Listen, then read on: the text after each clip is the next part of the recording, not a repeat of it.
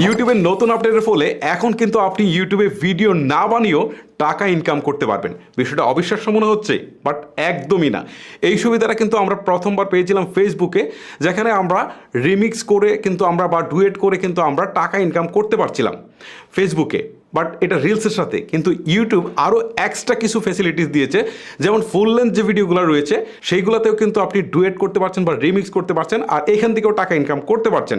পাশাপাশি আপনার ইউটিউবের যে শর্টস ভিডিও রয়েছে সেইখানেও কিন্তু আপনি রিমিক্স করার সুযোগ পাচ্ছেন।